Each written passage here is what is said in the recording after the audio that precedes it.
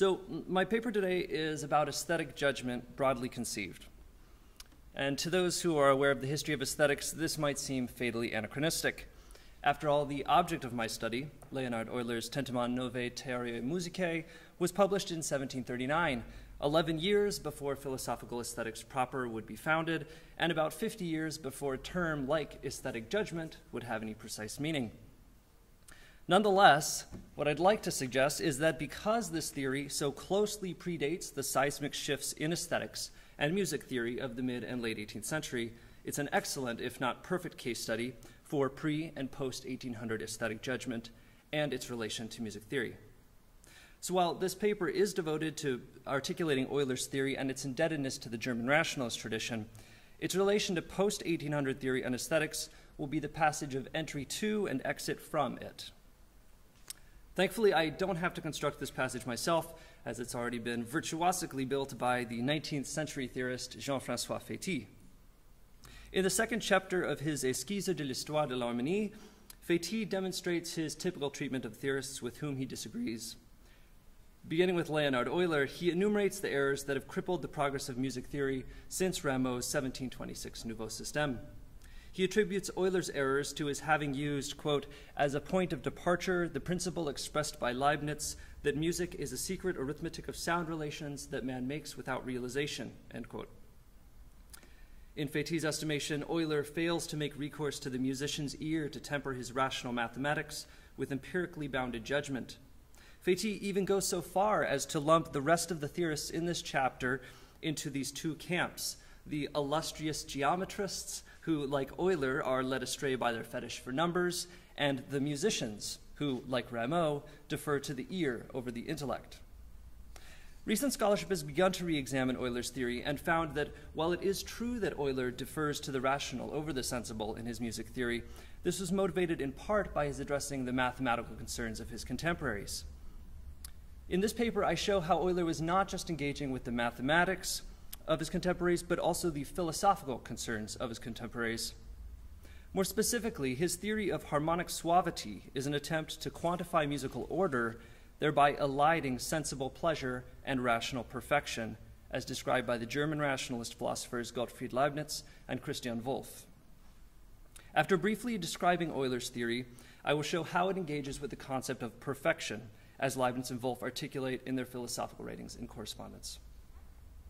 In the preface to his Tentamon, Euler erects the twin pillars of his theory, the exact knowledge of sound as explained by natural science, and an exact knowledge of how several sounds please or displease the auditory system, as explained by metaphysics. Thus, his theoretical edifice is held up by natural science on the one hand and metaphysics on the other.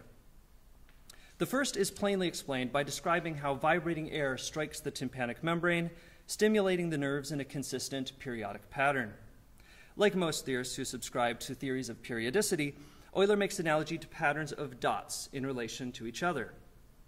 Each consonance can be understood as a degree of removal away from the perfect identity of the unison pictured at the top of this table. So the octave, of course, with its ratio of 2:1, can be visualized as two dots, so meeting every two dots and the other just every one. And then, of course, double octave, fifth, fourth, major, third. And then this theoretically continues infinitely. The radical conclusion that this kind of a process leads to is that there is no dissonance. It's merely degrees of consonance. So these periodic patterns of multiple sounds constitute proportions that can be expressed through rational numbers, then categorized by what he calls degree of harmonic suavity. So harmonic suavity, or agreeableness, is simply the category that he assigns to various degrees of consonance. And one can calculate this by first starting with the ratio and then finding the least common multiple of that ratio. For example, the octave whose sounding ratio is 2:1 has a least common multiple of 2. So it's in the second degree of harmonic suavity. The major thirds ratio of 5:4 has a least common multiple of 20, and so it's in the seventh degree of harmonic suavity. And as you can see, he proceeds to go on to great lengths to derive these least common multiples, all the way up to 32,768. So following this method, one can calculate the degree of harmonic suavity for an infinite number of pitches, simultaneous or successive.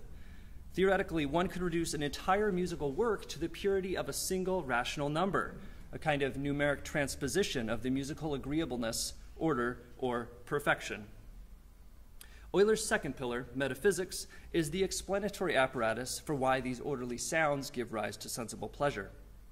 In the second chapter of his Tentamon, entitled On Agreeableness and the Principles of Harmony, he explains that unnamed metaphysicians tell us that, quote, everything pleases us in which we perceive perfection to exist, and so we are pleased more when we observe more perfection. On the other hand, we are displeased by those things in which we perceive a lack of perfection, end quote. Though Euler leaves these metaphysicians unnamed, Fétis was right in blaming it on Leibniz. However, Leibniz, and consequently Euler's, views on musical arithmetic are significantly more complicated than Fétis estimates. Fétis summarizes Leibniz's view as simply, music is a secret arithmetic of sound relations that man makes without realization. This paraphrase, which, by the way, shows up on calendars occasionally on why music is nice. So Fétis takes this makes a paraphrase from Leibniz's essay, Principles of Nature and Grace, where he writes, quote, music charms us, although its beauty consists only in the harmonies of numbers and in the counting of the beats or vibrations of sounding bodies, which beats or vibrations come together at definite intervals. Seen in the larger context of Leibniz's essay, however, music is hardly the object under consideration. Instead, Leibniz uses music as an example of that which makes deity lovable, because it is through such pleasures that the divine perfection is made available to man's senses. So while Leibniz's perfection is thus inherently theological and static, the state of a substance, his colleague Christian Wolff describes perfection as a quality of human action, dynamic and directed toward a particular end. The distinction between these two types of perfection, one the state of a substance and the other parts working toward a particular end, has a storied past that becomes important later in Euler's theory. The brief sketch of this past that follows will visit only 3 moments that precede Leibniz and Wolff, but they will be moments well spent, moments with Aristotle, Aquinas, and briefly the Renaissance. The concept of perfection originates in Aristotle's Metaphysics. In Book 5, Aristotle introduces 3 definitions of perfection. He writes that perfection is that which is complete, that has all the requisite parts. Nothing can be added to it that would contribute to its completion. Number 2, the best of its kind. And number 3, that which has attained its purpose. The first 2 are equated without a problem. That which is complete is necessarily the best of its kind. If it didn't have particular parts, it would either be not as perfect or it would be a different kind. The third definition, that admits purpose, becomes problematic for later scholars. The distinction between the first 2 definitions and the third allow for the friction that Thomas Aquinas brings to the fore between ontology and teleology. For Aquinas, Aristotle's definitions of perfection show its double sense, perfection in relation to substance and perfection in relation to purpose. Aquinas explains it this way: the perfection of a thing is twofold, the first perfection and the second perfection. The first perfection is that according to which a thing is substantially perfect, the whole having its parts complete. But the second perfection is the end, which is either an operation, as the end of a harpist is to play the harp, or something that is attained by an operation, as the end of the builder is the house that he makes by building. These 2 species of perfection relate conveniently to our modern understanding of Latin perfectus and its Greek counterpart, telos. The first denotes wholeness, while the second denotes an accomplished state. This absolute perfection that Aristotle and Aquinas use, that is, perfection as an absolute superlative quality rather than relative, persisted throughout the Middle Ages, but then in the Renaissance, perfection began to be referred to as a relative quality. Objects were described as most perfect, or more perfect, or less perfect. So then we have perfection as obtaining merely by degree. So by the time Leibniz and Wolff come on the scene, we have 2 species of perfection, both obtaining by degree. So we can have degrees of ontological perfection and degrees of teleological perfection. When Leibniz and Wolff articulate their respective concepts of perfection, they employ these senses. For Leibniz, pleasure arises in the subject upon her perceiving a small degree of ontological perfection, for Wolff, a degree of teleological perfection. In a series of letters exchanged between the two from 1714 to 15, they developed these views. In Leibniz's first letter to Wolff on the subject, he offers a very bare, minimal description. He writes, "Something more perfect is something in which more things worthy of observation are found." Wolff responds with a veiled discontent that Leibniz, judging by his response of April 2nd, must have detected.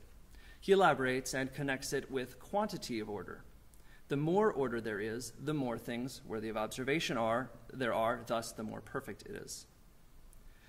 Wolff makes a keen observation in objection to this, because that would make the most perfect thing also the thing that would be perceived as least perfect.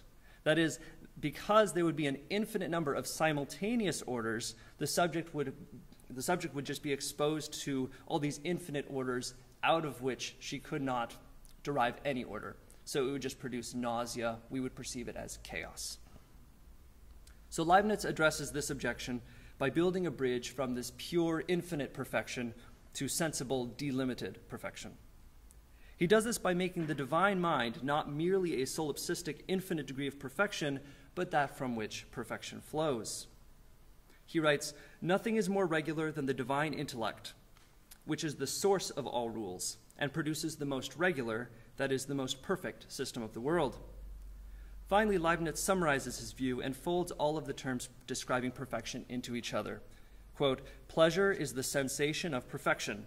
Perfection is the harmony of things, or the state where everything is worthy of being observed, that is, the state of agreement or identity in variety. Indeed, order, regularity, and harmony come to the same thing." So, to summarize Leibniz's account of harmonious perfection, infinite order of the universe is perceived dimly through creative or receptive selection, these rules being channeled into sensation, giving a bodily pleasure which is merely indistinct intellectual pleasure. So this indistinct perfection, a shadow of the pure pleasure of the divine intellect, is especially well channeled through harmony, because harmony sounds simple numerical orders that, quote, "delight perception and extricate it from confusion," end quote. So while Leibniz consistently makes reference to the divine intellect, Wolff is much less concerned with any theological claims. Wolff's notion of perfection turns the subject's gaze from the infinite perfection of the divine mind to the ethically good, particular actions directed toward a particular end. Wolff writes the following to Leibniz: "I need the notion of perfection for dealing with morals, for when I see that some actions tend toward our perfection and that of others, while others tend toward our imperfection and that of others, the sensation of perfection excites a certain pleasure, and the sensation of imperfection a certain displeasure." Because Wolff does not share Leibniz's aversion to bodily affect in accounting for pleasure, he moves on from these categories of just displeasure and pleasure to seriously consider emotions. This minor shift is significant in that Wolff seriously considers these sensations even while maintaining a commitment to their determination in the intellect. He writes, "The emotions by virtue of which the mind is, in the end, inclined or disinclined, are modifications of this pleasure and displeasure. As soon as the perfection toward which the action tends and which it indicates is represented in the intellect, pleasure arises, which causes us to cling more closely to the action that we should contemplate." So Wolff's optimistic thesis suggests a humanistic altruism and, most importantly, human agency by reversing the direction that pleasure flows. For Wolff, pleasure arises first within our seeing actions directed toward others' betterment. This feeds the intellect, training it to be, quote, "inclined toward appetition," end quote, of the pleasures that such virtuous actions elicit. The shift of emphasis from indistinctly perceived intellectual pleasure to perceptual pleasure training the intellect effectively obviates Leibniz's necessary recourse to divine intellect and relocates the source of such pleasure in man's pursuit of his or her own ends. So one need not see the divine intellect dimly, but simply an end's accomplishment. Euler's theory employs both senses of perfection, although he begins by seeming to favor Leibniz, often quoting him nearly verbatim. Euler writes, "Those things please in which we perceive the existing order. It follows that if we do not perceive order in some of those things, our pleasure is less. And if we note no order at all, then the particular object fails to please us." Later, however, Euler describes the ease of perfection as determining the valence and not just the quantity of pleasure. He writes, "The more easily we observe the order in a given thing, the simpler and the more perfect we consider it, and therefore we receive pleasure and delight from it. On the other hand, if the order is discerned with difficulty and seems less simple and distinct, we perceive something like sadness. Euler recognizes the apparent inconsistency in locating sadness within a quantity of pleasure and adapts his use of pleasure and sadness accordingly. He notes that music's end is pleasure, and it seems counterintuitive to ascribe pure displeasure to an experience that is manifestly agreeable. Therefore, he differentiates the sadness to which he refers when speaking of musical sadness from the sadness that the philosopher considers, allowing his musical pleasure to include, quote, two kinds of things that please, one which makes spirits happy and another which makes spirits sad, end quote. Thus, even sadness is a species of pleasure whose quantity is less than happiness, but not so little as the painful experience occasioned by the object in which no order can be perceived at all. Until chapter 6 of his Tentamens, Euler seems to employ this notion, Leibniz's ontological perfection, exclusively.